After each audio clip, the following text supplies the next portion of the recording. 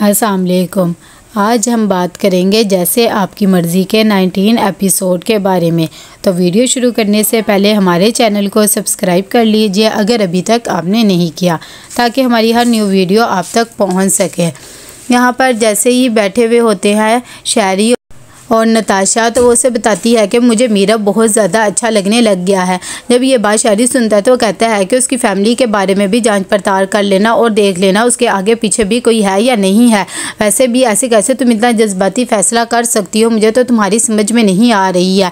तो वो कहती है कि मैंने बहुत सोच समझ के फ़ैसला किया, वैसे भी मैं तुम्हारी गलतियों से ही सीख जाती हूँ और आगे पीछे तो कोई नहीं है।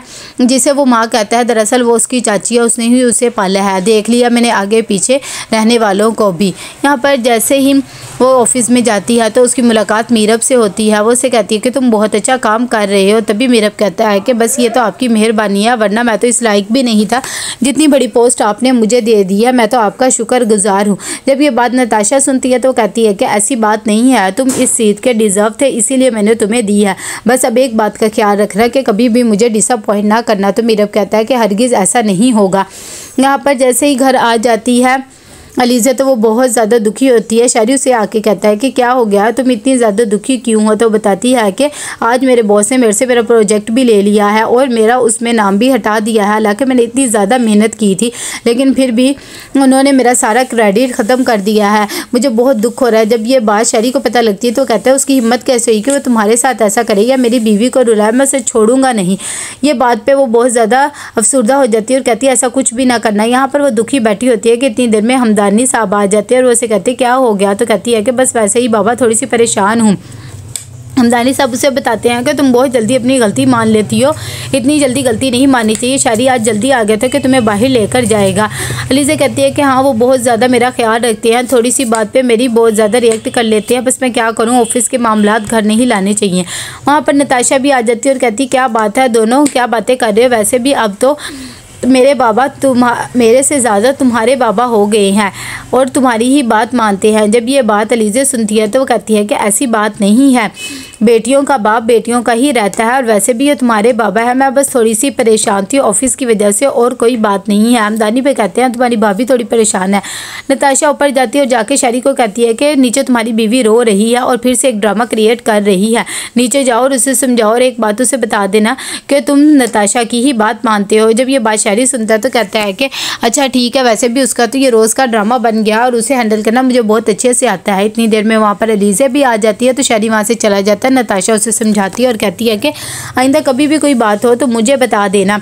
दूसरी तरफ रमदा बहुत ज़्यादा गुस्से होती है अपनी माँ पे और शगुफ्ता बेगम से कहती है कि तुम इतनी बदगुमान क्यों हो रही हो, शायरी तुम्हारी हिफाजत के लिए सब कुछ कर रहा है। तो कहती है मुझे ऐसी कोई भी हिफाजत की ज़रूरत नहीं है और ना ही मैं चाहती हूँ कि मेरे सर पे वो मुसल्लत रहे। मेरे लिए मेरे बाबा ही काफ़ी हैं, ये आप ही हैं जिनको वो अच्छे लगते हैं, आपको वो शीशे में उतार सकते हैं, मुझे नहीं। शगुफ्ता कहती है कि तुम कैसी बातें कर रही हो, वो तुम्हारे बहनोई है, तुम्हें ऐसी बातें नहीं करनी चाहिए, लेकिन फिर भी वो चली जाती है। यहाँ पर अलीज़ा भी बहुत ज़्यादा परेशान होती है। जब खाने के टेबल पे बैठी होती है शायरी उसे समझाता और कहता है तुम अभी भी उस ऑफिस जाना चाहती हो जहाँ तुम्हारी बिल्कुल भी कदर नहीं है। मेरे ख्याल से तो तुम्हें अब वहाँ जाना ही नहीं चाहिए, बल्कि उनको मुँह ही नहीं लगाना चाहिए। उनकी हिम्मत कैसे हुई तुम्हें रुलाए और उसकी औकात ही क्या। जब अलीज़ा ये बात सुनती है तो कहती है कि वो मेरे बॉस है, मैंने बहुत कुछ उनसे सीखा है और तुम ऐसे उनकी इंसल्ट नहीं कर सकते। हाँ, मेरी जॉब छोटी है लेकिन मेरे लिए बहुत ही अच्छी है। वो गुस्से से उठ के चल जाती है। हमदानी साहब भी समझाते हैं कि ऐसे नहीं करना चाहिए, वो एक खुददार लड़की है और तुम ऐसे उसके साथ बिहेवियर करते हो। इस बात पर नताशा भी मजाक उड़ाती है। जब रमदा घर से बाहर निकलती है तो ड्राइवर उसे लेने आया होता है, वो उसे मना कर देती है और कहती है मुझे कोई ज़रूरत नहीं है, मैं जैसे पहले जाती थी अब भी चली जाऊँगी। ड्राइवर उसे कहता है लेकिन मैंने शायरी से आपको क्या जवाब दूंगा। तो कहती है जो मैंने तुम्हें जवाब दिया वही उन्हें दे देना और फिलहाल मुझे जाने दो।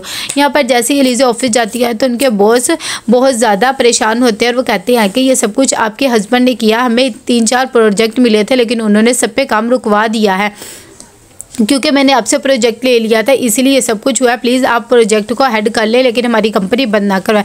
जब अलीज़ा को ये बातें पता लगती है तो कहती है शायरी ऐसा क्यों करेंगे, आपको ज़रूर कोई गलत फहमी हो रही होगी। इतनी देर में उसे शायरी की कॉल आ जाती है। जब वो अटेंड करती है तो शायरी कहता है कि आज रमदा ने मेरे सर्वेंट के सामने इतनी मेरी इंसल्ट की है। उसे लेने गया था ड्राइवर, लेकिन उसने मना कर दिया अपनी मामा को कि इस पर नज़र रखें।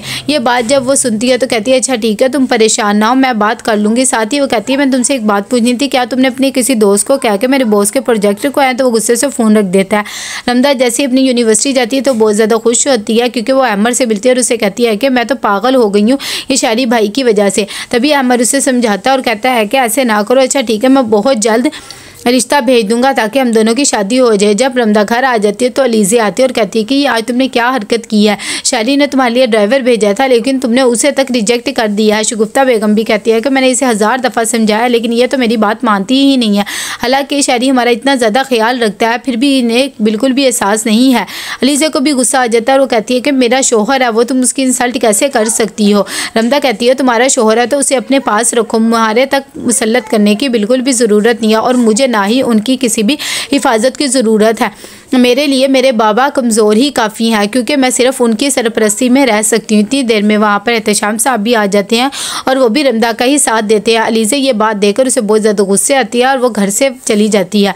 यहाँ पर जैसे ही मीरा खाना खा रहा होता है कैफेटेरिया में बैठकर कि इतनी देर में उसे नताशा की कॉल आती है। वो कॉल अटेंड करता है तो नताशा कहती है कि कहाँ पर हो और क्या कर रहे हो, तो वो बताता है कि मैं नीचे खाना खा रहा हूँ। नताशा कहती है कि फ़ौरन ऊपर आओ, यहाँ पर एक कैफ़े है। जब मीरब ये बात सुनता है तो कहता है कि अच्छा ठीक है मैं आ रहा हूँ। उसे लगता है पता नहीं क्या बात होगी। जब वो कैफ़े में जाता है तो नताशा वहाँ पर बैठी होती है और उसे कहती है मैंने तुम्हारे लिए सूप ऑर्डर कर दिया और आज के बाद तुम रोज़ मेरे साथ ही लंच करोगे। जब ये बात वो सुनता है तो हैरान रह जाता है और कहता है कि क्या मुझे रोज़ ही खाना पड़ेगा। तो कहती है कि हाँ रोज़ खाना पड़ेगा। अच्छा बताओ सूप कैसा है। मीरब कहता है कि हाँ बहुत ही अच्छा है। साथ ही वो उसे बताती है कि मैं तुम्हें बहुत ज़्यादा पसंद करती हूँ, तुम मुझे बहुत अच्छे लगते हो, क्या तुम मेरे से शादी करोगे। जब ये बात सुनता है मीरब तो वो हैरान रह जाता है कि कैसे उसने प्रपोज कर दिया है। जब घर जाता है तो उसे बुखार चढ़ जाता है इस बात पे।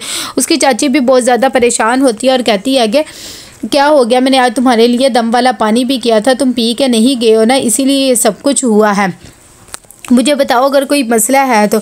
मीरब कहता है कि नहीं ऐसी कोई बात नहीं है, बस आप परेशान ना हो, मुझे तो लग रहा है कि मेरी जॉब भी चली जाएगी। ये बात सुनकर उसकी चाची और भी परेशान हो जाती है और वो कहती है कि ये तुम क्या बात कह रहे हो। यहाँ पर एलिज़ा जब घर जाती है तो उसका मूड बहुत ज़्यादा ख़राब होता है। शारी उससे कहता है कि क्या हो गया, तुम्हारा मूड बहुत ज़्यादा लटका हुआ है, कोई बात हुई या फिर से ऑफिस पर से कोई बातें सुना दी है। अलीज़े कहती है कि नहीं मेरे बॉस ने मुझे प्रोजेक्ट दे दिया है लेकिन सिर्फ और सिर्फ तुम्हारे डर की वजह से, क्योंकि तुमने उन्हें प्रेशराइज़ किया है, मैं ऐसा ये सब कुछ नहीं चाहती थी। शारी को गुस्सा आ जाता है और कहता है क्या हो गया, तुम दूसरों की बातों की सुनकर मेरे पे गुस्सा उतारने बैठ जाती हो। तो कैसा लगा आपको ये एपिसोड, लाइक कमेंट शेयर करके लाजमी बताइएगा। अल्लाह हाफिज़।